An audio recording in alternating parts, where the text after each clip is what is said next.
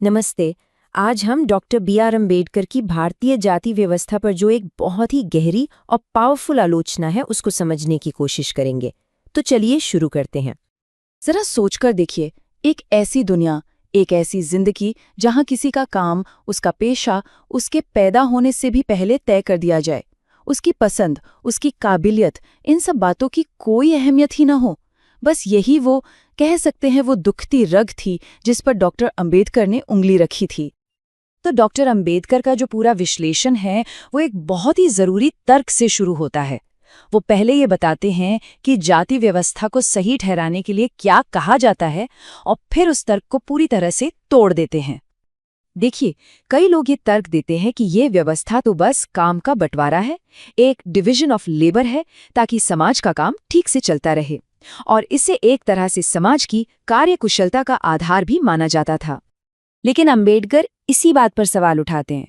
वो कहते हैं नहीं, ये श्रम का विभाजन या डिवीजन ऑफ लेबर नहीं है, ये तो श्रमिकों का विभाजन है, यानी डिवीजन ऑफ लेबरर्स।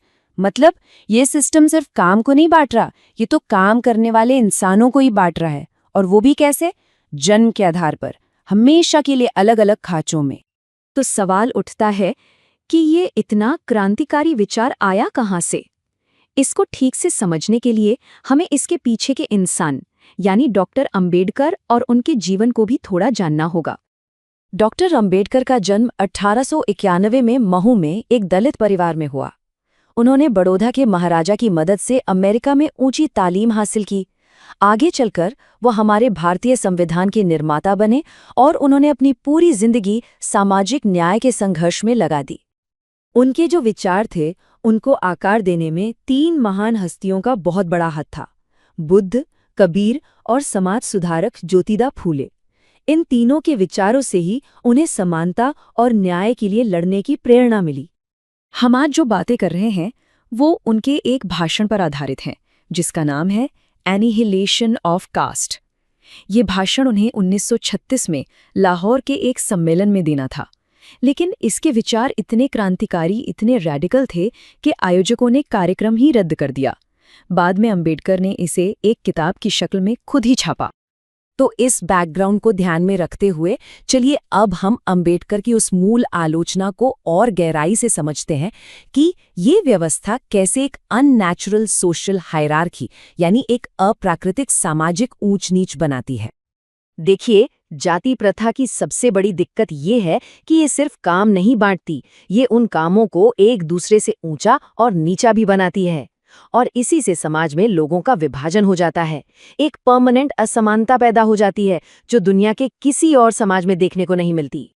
अंबेडकर के हिसाब से ये व्यवस्था पूरी तरह से अननेचुरल यानी अप्राकृतिक है। और क्यों है? क्योंकि इसमें किसी इंसान की अपनी पसंद, उसकी अपनी काबिलियत का कोई मोल ही नहीं है। उसका पेशा तो जन्म से ही तय हो गया। अब चाहे वो उस काम में अच्छा हो या न हो, या उसे वो काम पसंद हो या न हो। अंबेडकर के ही शब्दों में कहें तो जब किसी को बिना रुचि के कोई काम करने पर मजबूर किया जाता है तो ना तो वो उसमें अपना दिल लगाता है और न ही दिमाग। इससे सिर्फ उस अकेले इंसान का नुकसान नहीं होता, बल्कि पूरे समाज की जो आर्थिक क्षमता है वो भी कम हो जाती है।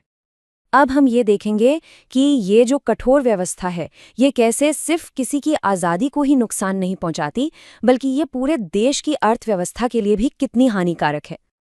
इसका प्रोसेस बहुत सीधा सा है। पेशा जन्म से तय है और उसे बदला नहीं जा सकता।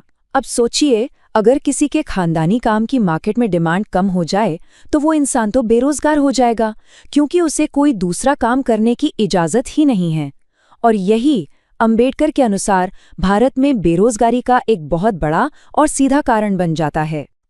उन्होंने बिल्कुल साफ साफ कहा था कि गरीबी और उत्पीड़न से भी बड़ी समस्या ये है कि लोगों को वो काम करने के लिए मजबूर किया जाता है जिसमें उनकी कोई दिलचस्पी ही नहीं है, और यही चीज़ सीधे सीधे बेरोजगारी की समस्या को जन्म देती है। तो इसका नतीजा क्या होता है?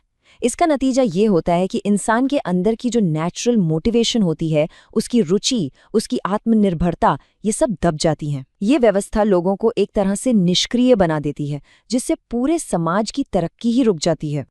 अंबेडकर ने सिर्फ समस्याओं को गिनाया ही नहीं, बल्कि उन्होंने एक बेहतर समाज का सपना भी देखा और उसका एक खाका भी तैयार किया।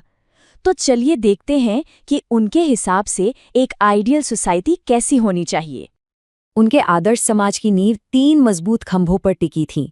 पहला, स्वतंत्रता, यानी हर किसी को अपना काम, अपनी जिंदगी का रास्ता चुनने की पूरी आज़ादी हो। दूसरा, समानता, यानी कानून और समाज की नज़र में सब बराबर हों।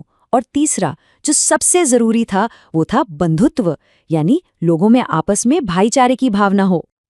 अंबेडकर के लिए लोकतंत्र या डेमोक्रेसी का मतलब सिर्फ वोट डालना या सरकार बनाना नहीं था। उनके लिए लोकतंत्र का असली मतलब था भाईचारा, फ्रेटर्निटी, एक ऐसा समाज जहां सब लोग एक दूसरे से जुड़ा हुआ महसूस करें, एक दूसरे की इज्जत करें। इस भाईचारे की भावना को समझाने के लिए उन्होंने एक बहुत ही खूबसूरत मिसाल दी।